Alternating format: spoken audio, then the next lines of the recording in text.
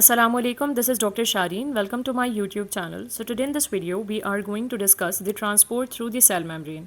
Cell membrane से transport basically होता किस तरह से है? We already have discussed about the structure of cell membrane. Now we can better understand how the transport through the cell membrane occur. Cell membrane basically forms a barrier. This is the cell membrane, and this forms a barrier that separates the outside of cell from inside.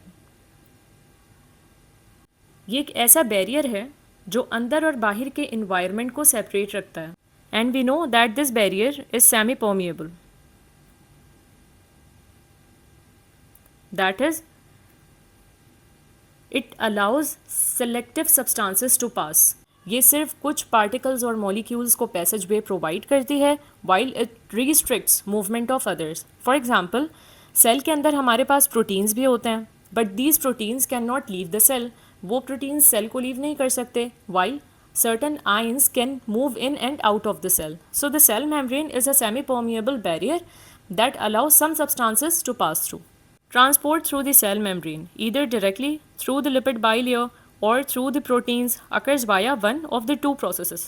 Basically जो cell membrane से transport होता है वो दो ही mechanisms के through होता है. Either it could occur through diffusion, we can also call it as passive transport, या फिर वो एक्टिव ट्रांसपोर्ट होगा. इट मीन्स कोई भी मटेरियल जो सेल के अंदर ट्रांसपोर्ट किया जा रहा है या उसे सेल के बाहर ट्रांसपोर्ट किया जा रहा है, चाहे वो लिपिड बाई लेयर के ज़रिए से हो रहा है ट्रांसपोर्ट या फिर वो प्रोटीन्स के ज़रिए से हो रहा है, दो ही प्रोसेसेस इन्वॉल्व होंगे. या तो पैसिवली वो ट्रांसपोर्ट होगा या फिर एक्टिवली. पैसिव ट्रांसपोर्ट जो होता है वो without the expense of ATP और एनर्जी होता है. ATP is a form of energy. तो ये वो ट्रांसपोर्ट होता है जिसमें सेल को एनर्जी या एटीपी यूटिलाइज नहीं करना पड़ता. जबकि एक्टिव ट्रांसपोर्ट वो ट्रांसपोर्ट होता है जिसमें सेल को एटीपी यूटिलाइज करना पड़ता है, तब जाके एटीपी के एक्सपेंस पर ट्रांसपोर्ट होता है सब्सटेंस ईदर आउट और in of the cell. So basically here in this picture we can see that this is the lipid bilayer or the plasma membrane. This plasma membrane we know that it is mostly composed of lipids and proteins. जो proteins होते हैं as channels present होते हैं और जो lipids होते हैं वो bilayer form कर रहे होते हैं. So now we can see on the right side there is passive transport and on the left side there is active transport. And we know that the difference in between active and passive transport is that passive transport occur without the expense of energy, इसमें ATP की ज़रूरत नहीं होती. While active transport occur at the expense of energy, इसमें energy की ज़रूरत होती है. Now the second major difference in between active and passive transport is the difference in their concentration gradient. इनके कॉन्सेंट्रेशन ग्रेडियंट में डिफरेंस होता है. That is we can see on left side the substances are moving from low concentration to high concentration. कम से ज़्यादा की तरफ move कर रहा है substance. This is called active transport, जिसमें अगेंस्ट द कॉन्सेंट्रेशन ग्रेडियंट काम हो.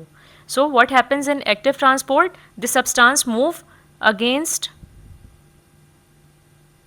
Concentration gradient. And what happens in passive transport, passive transport में the substance move from higher concentration to lower concentration. So it is along the concentration gradient. जिस जगह पर particle ज़्यादा होंगे उस जगह से मूव कर जाएंगे उस तरफ जहाँ पार्टिकल्स कम हैं. So this is passive transport because the substances are moving from high to low. So that's why passive transport is also called as downhill transport. While in active transport the substances are moving from low concentration to high concentration. From low to high move कर रहा है तो it is up hill transport. Low to high is up hill and from high to low is down hill. So it is up hill transport. So these are some of the major differences we can see in between active and passive transport. These are the two basic processes through which transport through the cell membrane occur. Now diffusion through the cell membrane. Passive transport और diffusion एक ही terms हैं. Diffusion through the cell membrane is divided into two subtypes. अब diffusion की भी further two subtypes हैं. And what are they? Simple diffusion और facilitated diffusion.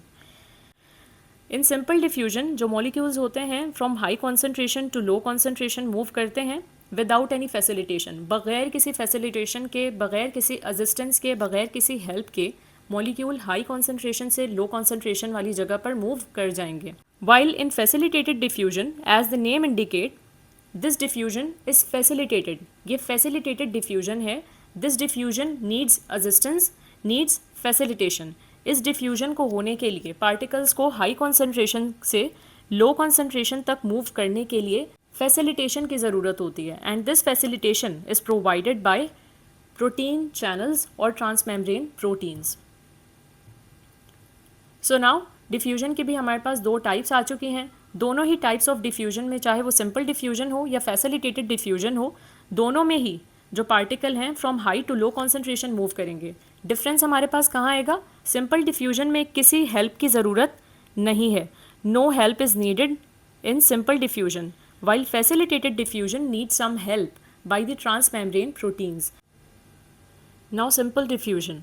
Simple diffusion means movement of molecules or ions from high concentration to low concentration, that is downhill transport हो रहा है without any interaction with membrane proteins. This point is important. जो diffusing substance होगा वो membrane protein से contact में नहीं आएगा, तो फिर ये डिफ्यूजन होगी किस तरह से? It occurs through the lipid bilayer, ये डिफ्यूजन होगी through the lipid bilayer. So let's understand. So this is the phospholipid bilayer, this is the intracellular environment and this is the extracellular environment. These are the hydrophobic tails, fatty acid tails which are hydrophobic, that is they are water repelling, they are insoluble in water but they are soluble in lipids, and these are the hydrophilic heads. These heads are made up of phosphate groups and these are hydrophilic. This phosphate head of the phospholipid bilayer is polar and these fatty acid tails are basically non-polar. That is, it is uncharged. So basically होता क्या है कि जो fatty acid tails हैं ये lipid soluble हैं and they are making core of the lipid bilayer. ये lipid bilayer का एक core बना रही हैं, thickness form कर रही हैं. They will allow small lipid soluble molecules to pass through. जो small lipid soluble molecules होंगे जिनका molecular weight कम होगा, जो non polar होंगे, उन lipid soluble molecules को this phospholipid bilayer will allow to pass through. And what is the example of this? The example of these are carbon dioxide, oxygen, steroid hormones, lipid soluble drugs, while जो charged molecules या ions होंगे they cannot cross this phospholipid bilayer. Now coming to facilitated diffusion. अब वो diffusion जिसे facilitation की ज़रूरत है, it is also called carrier mediated diffusion, क्योंकि इस डिफ्यूजन को होने के लिए मेम्ब्रेन प्रोटीन्स की ज़रूरत पड़ती है, कैरियर्स की ज़रूरत पड़ती है. It can also be called as carrier mediated diffusion because a substance transported in this manner diffuses through the membrane with the help of a specific transport protein. जो diffusing substance होता है from high concentration to low concentration move तो करता है but with the help of membrane proteins.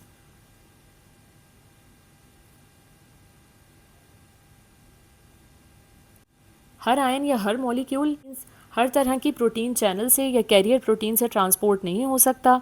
Her molecule के transport होने के लिए सेल के अंदर एक ख़ास प्रोटीन का चैनल बना हुआ होता है, एक ख़ास ट्रांसपोर्ट प्रोटीन होती है जो उसे फैसिलिटेट करती है. So a specific transport protein is required for facilitated diffusion to occur.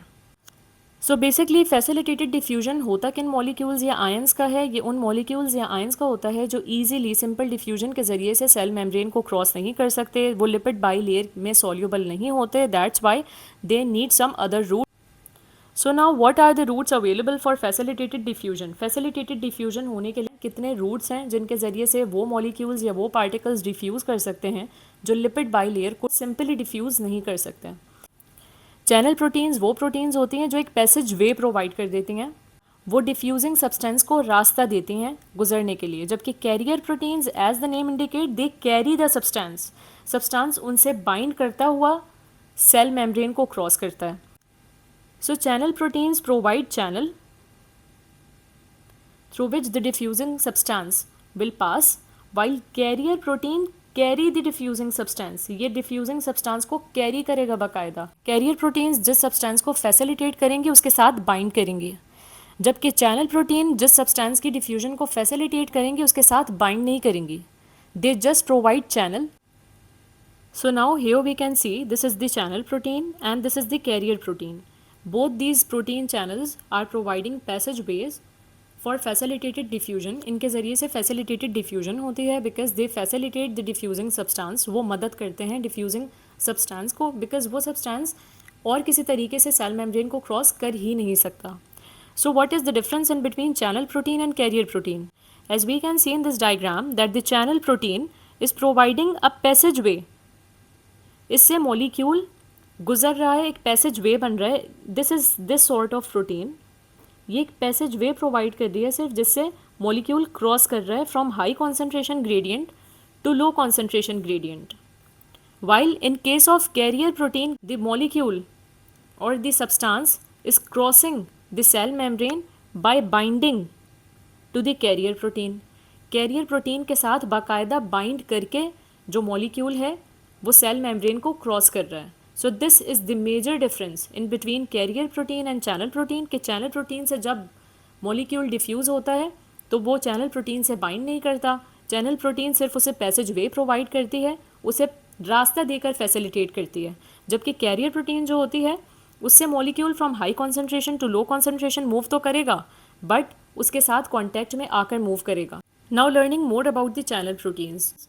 These protein channels could be gated and non gated. It means इनका या तो गेट होगा या गेट नहीं होगा. जिनका गेट नहीं होगा इट मीन्स वो ओपन चैनल्स हैं. They are any time opened. ये हर वक्त ओपन रहते हैं. ये लीकी चैनल्स होते हैं जिनसे जो सब्सटेंस है वो कभी भी इन एंड आउट मूव कर सकता है along the concentration gradient.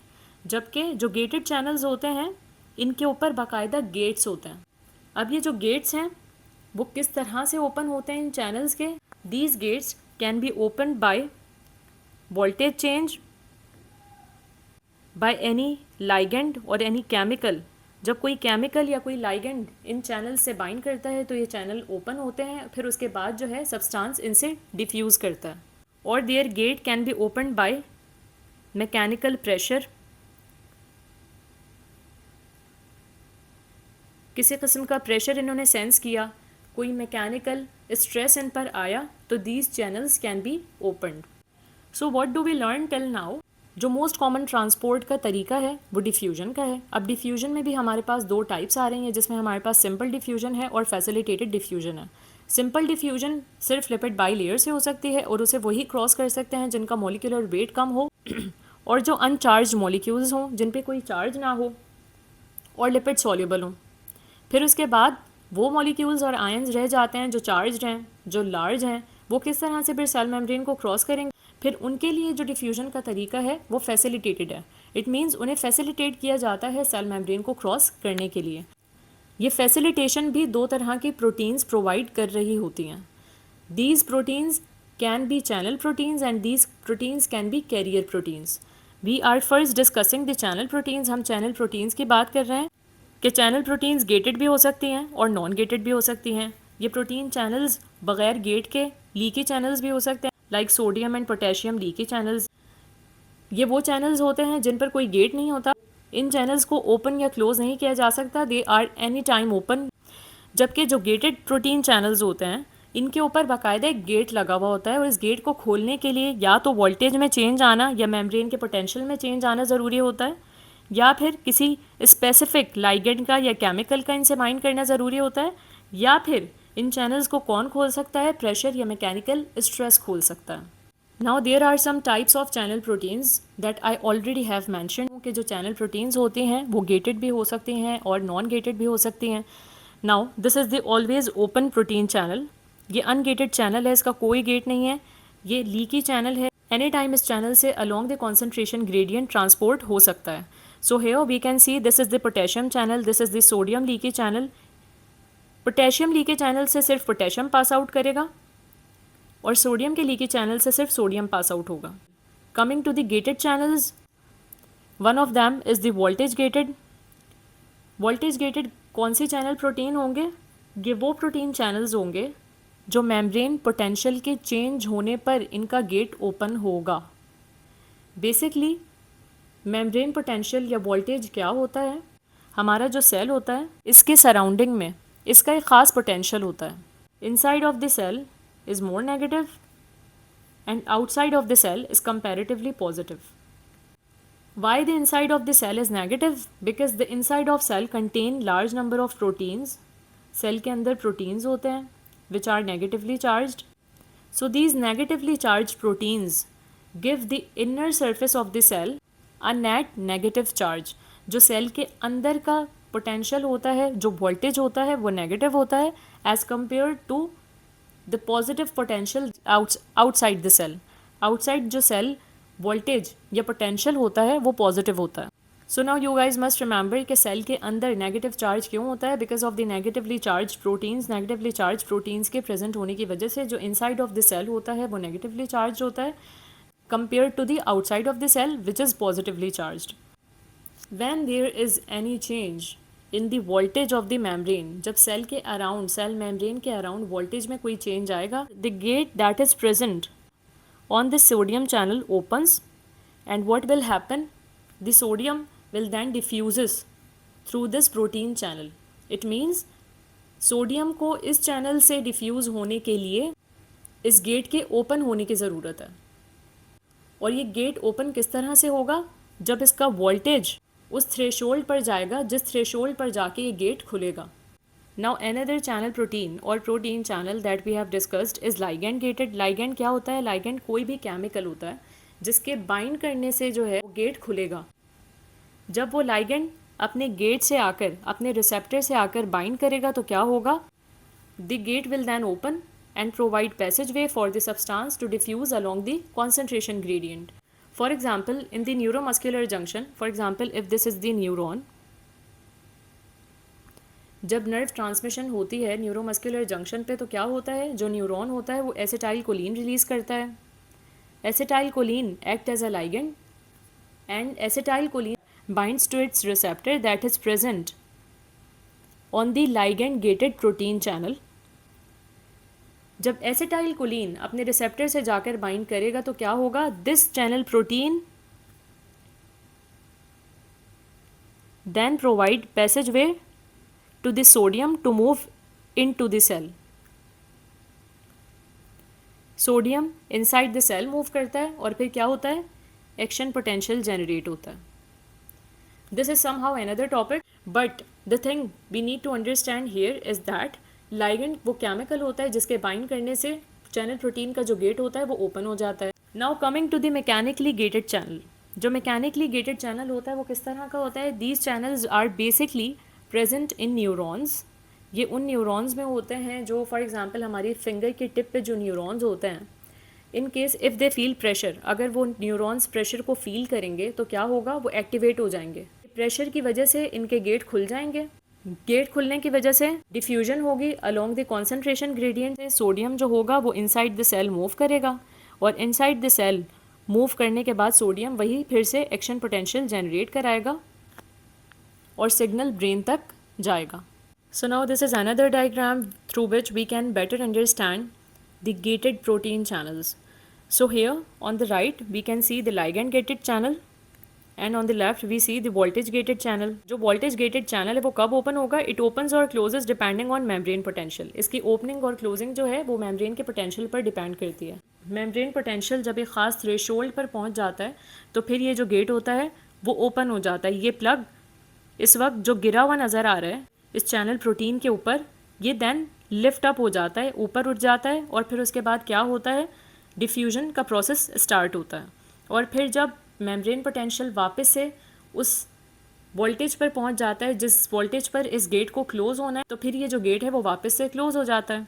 Then is the ligand gated channel. Ligand gated channel किस तरह से काम करता है? Binding of ligand to binding site opens और क्लोजेस द चैनल. जब लाइगैंड आकर, फॉर एग्जांपल जब एसिटाइल कोलिन आकर अपनी जगह पर बाइंड करेगा यहाँ पर, तो फिर ये चैनल ओपन हो जाएगा. इसके ओपन होने के बाद जिस सब्सटेंस को अंदर डिफ्यूज़ होना है वो अंदर डिफ्यूज़ होगा along the concentration gradient, for example sodium अंदर की तरफ डिफ्यूज़ होगा, और फिर जब एसिटाइल कोलिन डिटैच हो जाएगा तो फिर ये चैनल जो है वो क्लोज़ हो जाएगा और फिर मज़ीद सोडियम का इन्फ्लक्स इनसाइड द सेल नहीं होगा. So now this is all about the channel proteins. Now a very important point about channel proteins is that channel proteins provide facilitated diffusion to ions. Small charged molecules जो हैं वो channel proteins को cross कर सकते हैं, but in case अगर हम बात करें अनचार्ज्ड बट लार्ज मॉलिक्यूल्स की लाइक ग्लूकोज, अमाइनो एसिड्स, तो फिर वो ग्लूकोज और अमाइनो एसिड किस तरह से सेल मेम्ब्रेन को क्रॉस करेंगे, बिकॉज वो लार्ज मॉलिक्यूल्स हैं, सेल मेम्ब्रेन की लिपिड बाइलेयर को भी क्रॉस नहीं कर सकते. चैनल प्रोटीन्स स्मॉल होती हैं, चैनल प्रोटीन्स जो हैं वो आयंस को फैसिलिटेट करती हैं. So how glucose and amino acids diffuses into the cell membrane? They diffuse through carrier proteins. Carrier proteins provide facilitated diffusion to glucose and amino acids. And we know कि carrier protein से transport किस तरह से होता है. It carries glucose and amino acids. It not only provide passageway while it carries glucose and amino acid along the concentration gradient. So this is all about passive transport that occurs through the cell membrane. If you like the video, do like, share and subscribe the channel. Thank you.